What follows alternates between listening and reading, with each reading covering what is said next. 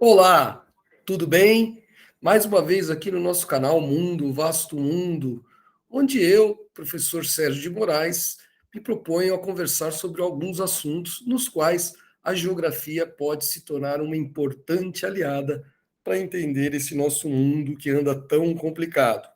Eu peço aqui mais uma vez a sua gentileza de se inscrever neste canal, de deixar o seu comentário com as suas críticas, as suas observações, eventualmente algumas correções, que é para podermos melhorar o nível aqui da nossa conversa.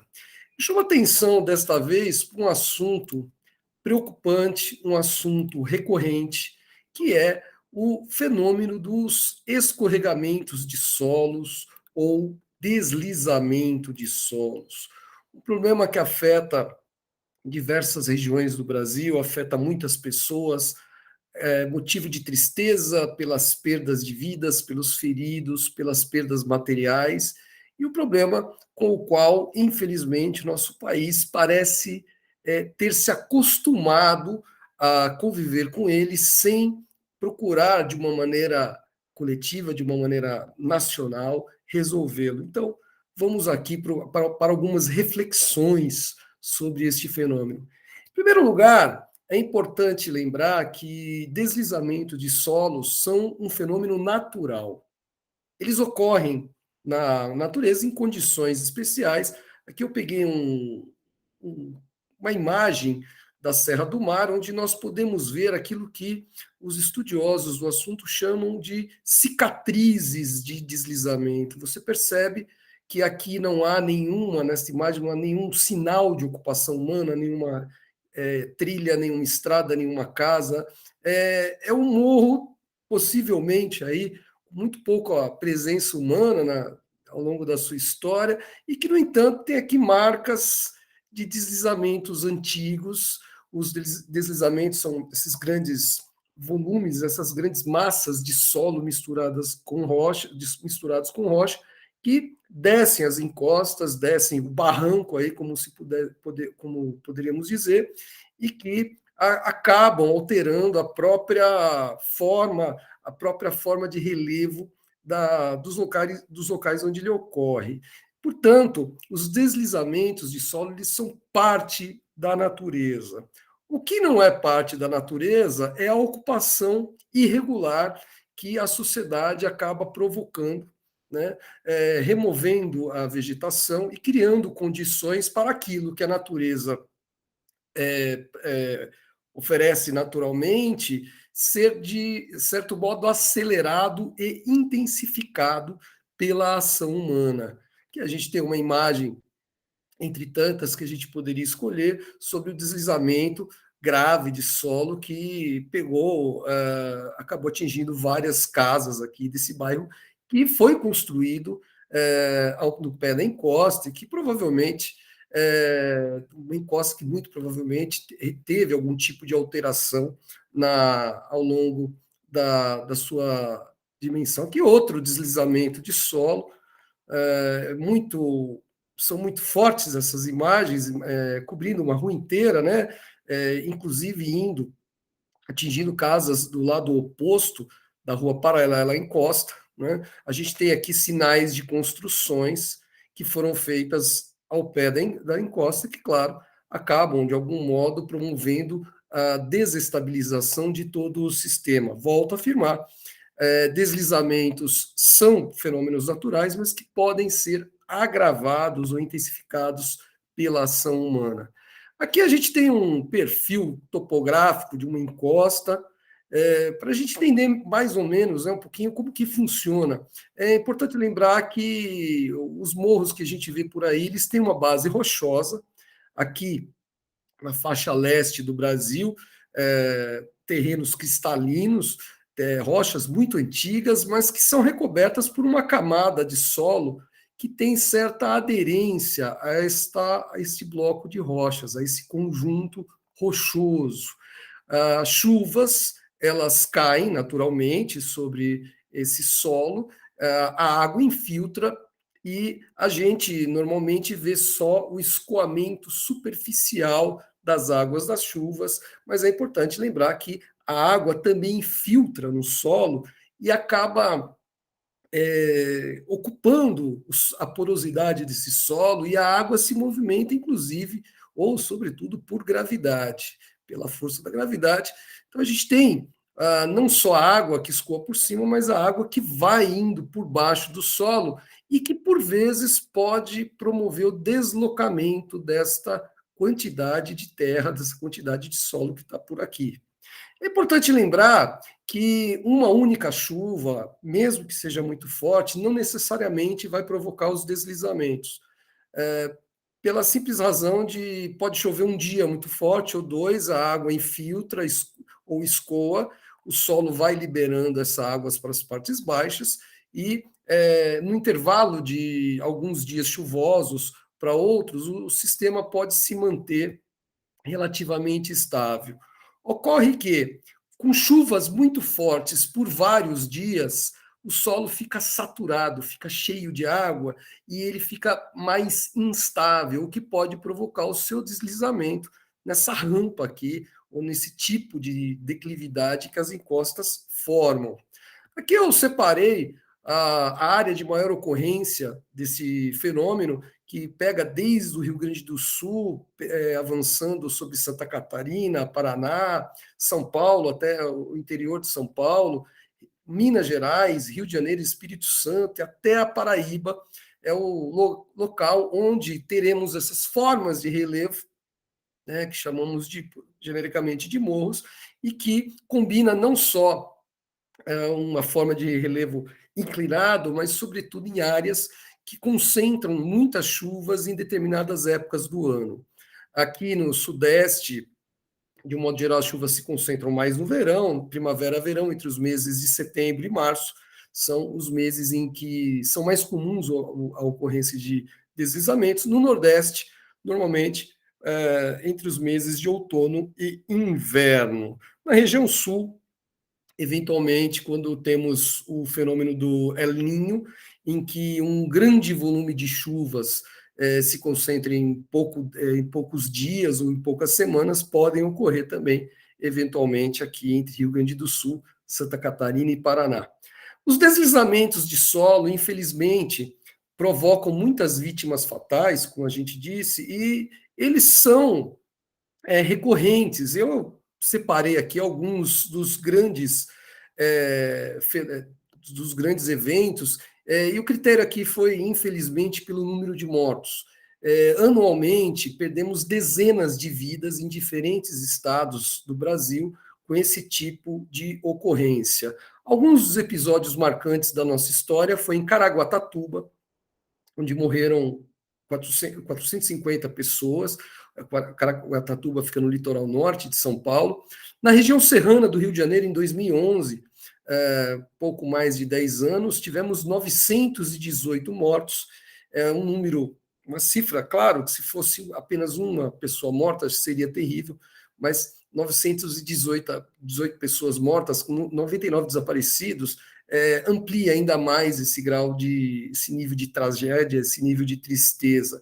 As Nações Unidas reconhecem esse fenômeno do Rio de Janeiro em 2011 como um dos piores, se não o pior, deslizamento, evento, né, de catástrofe ambiental em número de vítimas. O que fazer? Né? Se a gente sabe que esses deslizamentos são recorrentes, por que eles se repetem? Porque nós não conseguimos interromper esse processo, no mínimo diminuir em número de ocorrências e, sobretudo, o número de vítimas. Então, uma medida muito simples que pode contribuir é a prevenção técnica, que envolve o reflorestamento. A vegetação ela contribui para dar maior estabilidade às áreas sujeitas a deslizamento de solos. Não necessariamente conservar a vegetação nativa, sobretudo de Mata Atlântica, como nós vemos por aí, né, a floresta tropical, não necessariamente vai evitar deslizamentos, mas seguramente pode aumentar o intervalo entre uma ocorrência e outra e também diminuir o volume de terra deslocada e também, claro, a magnitude desses eventos. O reflorestamento é importante porque, num dia forte de chuva, a grande parte da água, não atinge os solos em áreas de florestas. Você sabe que a Mata Atlântica tem folhas largas, essas folhas elas retêm uma parte da água da chuva, e mesmo a quantidade da água da chuva que consegue chegar ao solo chega amortecida, pode chegar com menos força. É importante lembrar que o solo de áreas florestadas é recoberto por folhas, por gravetos, tem raízes de árvores que dificultam o escoamento da água. E é uma coisa que nós temos que considerar. Quanto maior a quantidade e a velocidade que a água da chuva tem para escoar, maior a sua força de deslocamento, sua capacidade de movimentar os solos. Então, o reflorestamento de áreas que já foram degradadas e, sobretudo, a recuperação de a conservação, melhor dizendo, de áreas que já foram devastadas no passado, são práticas bastante importantes. Aqui nós temos no Rio de Janeiro um exemplo, eu retirei isso do site da prefeitura, entre 1990 e 2019, a diferença que tivemos aqui num processo de reflorestamento. Infelizmente, esse tipo de medida que as prefeituras e os governos dos estados e o próprio governo federal poderiam tomar são ainda muito restritos, infelizmente, são muito mais uma exceção do que a regra em relação à recuperação de áreas degradadas. Outra medida de prevenção técnica é a construção de muros de arrimo. Aqui a gente tem uma máquina operando aqui alguém operando uma máquina para construir esses muros de pedra que ajuda a segurar a conter o solo, e obras também de drenagem das águas das chuvas. Se a água da chuva ela escoa de uma maneira aleatória, de acordo com as condições de topografia, a capacidade de deslocar solo é muito maior. Com obras de engenharia bastante planejadas, bastante estudadas, no sentido de conduzir as águas das chuvas para minimizar a sua força, acaba sendo uma medida bastante importante para conter os deslizamentos.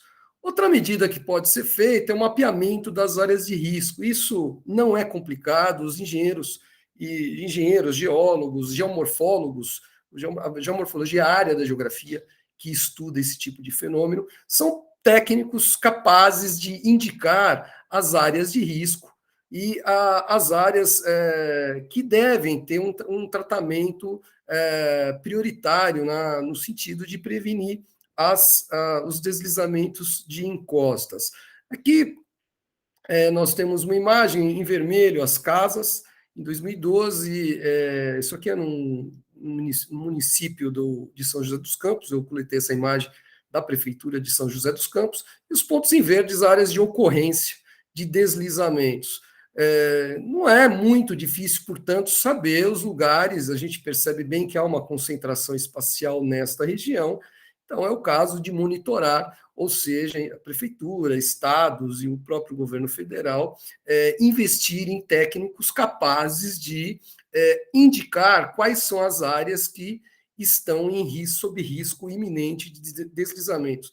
Só que eu peguei outra imagem do mapa do Serviço Geológico do Estado do Rio de Janeiro, áreas em vermelho, onde tem maior número de setores com áreas de risco dentro do Estado do Rio de Janeiro, e de tal modo que esta informação, essas informações, podem se constituir um importante instrumento para a ação. Então, o que se pode fazer sabendo que tem áreas de riscos?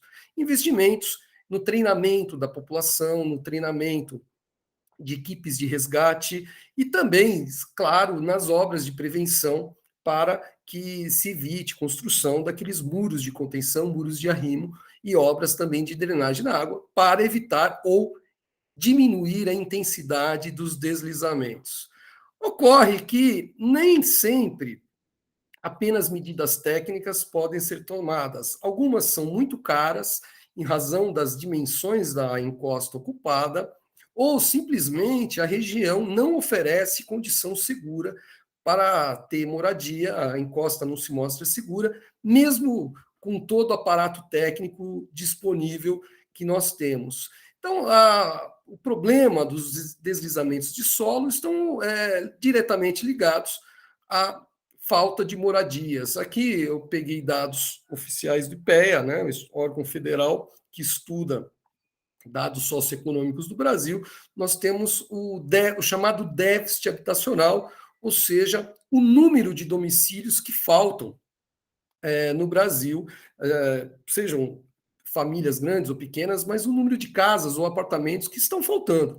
Né? Nós temos essa contradição no Brasil, um grande número de imóveis vazios e sem ocupação, com um grande número de pessoas que ou vivem em condições precárias e moradias muito precárias, como cortiços e favelas em áreas de risco, ou ainda aquelas que estão em situação de rua.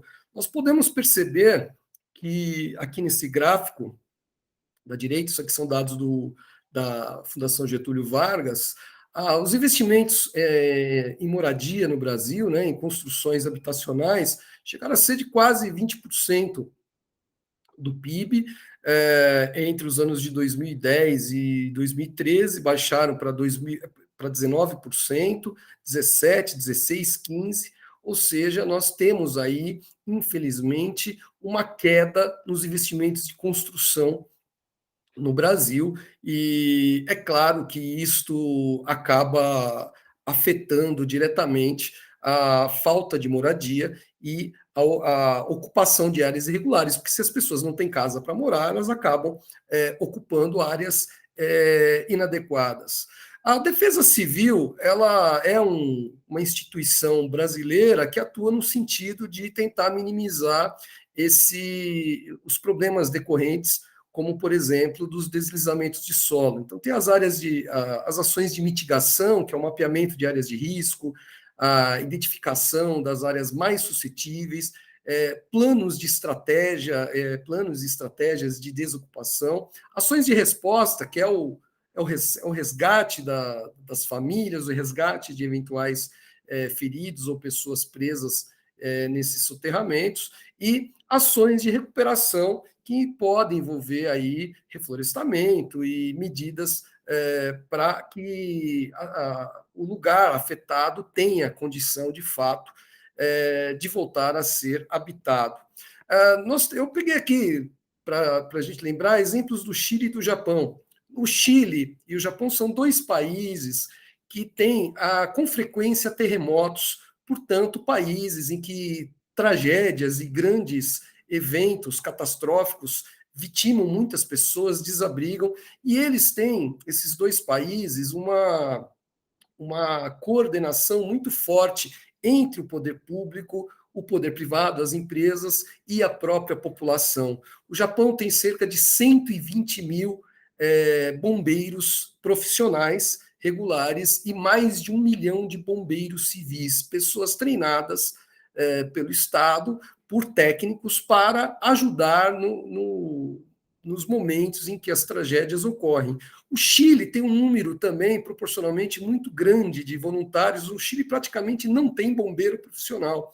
Tem as equipes técnicas que treinam as pessoas, mas os bairros, as ruas, os bairros têm pessoas que se voluntariam, e nesses países, quando você, na sua rua ou na sua empresa, na sua igreja, no seu clube, onde quer que você frequente, se você se dispõe a ser voluntário, você se compromete a fazer um treinamento de alguns dias por ano, e isso permite uma resposta rápida a tragédias. Chile e Japão, quando tem grandes terremotos, os eventos muitas vezes são devastadores, mas o número de vítimas acaba sendo bastante reduzido em função de você ser atendido pelo seu vizinho, que está mais perto e foi preparado para isso.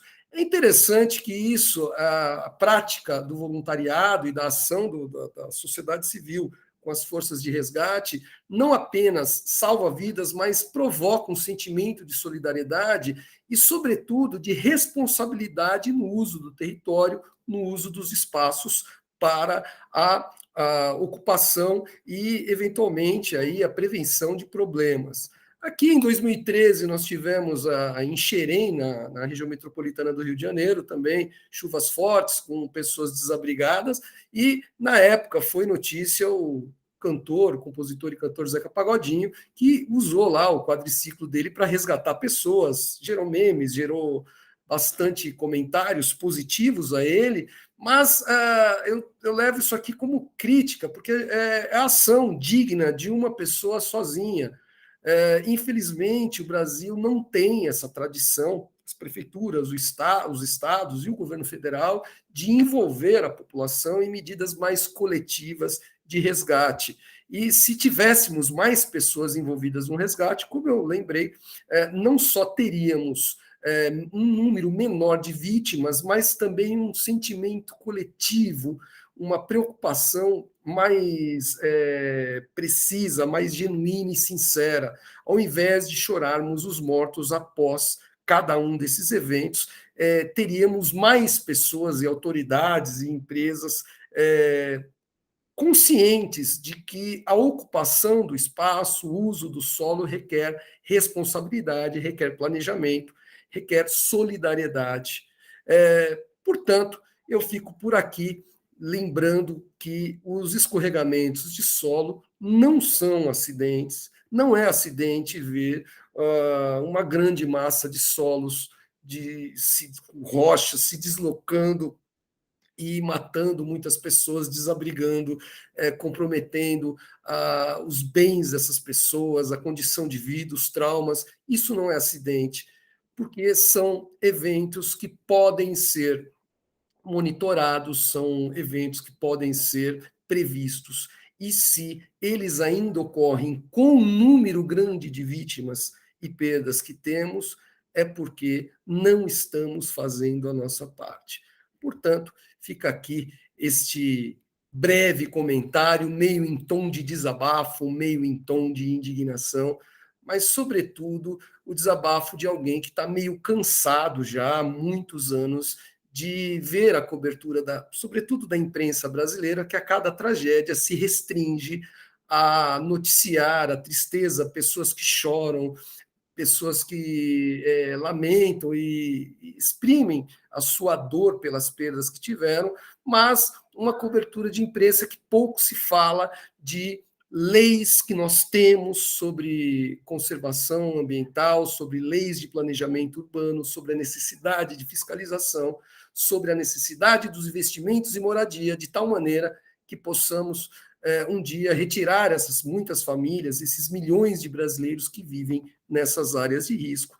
Então, fica aqui esse nosso chamado, a nossa preocupação de tratarmos menos das consequências e falarmos mais de uma maneira civilizada sobre as prevenções, as causas de tanta dor, de tanto sofrimento que poderiam ser evitados. Então, muito obrigado. Fica aqui meu apelo mais uma vez para que você se inscreva no canal e deixe o seu comentário. Até mais.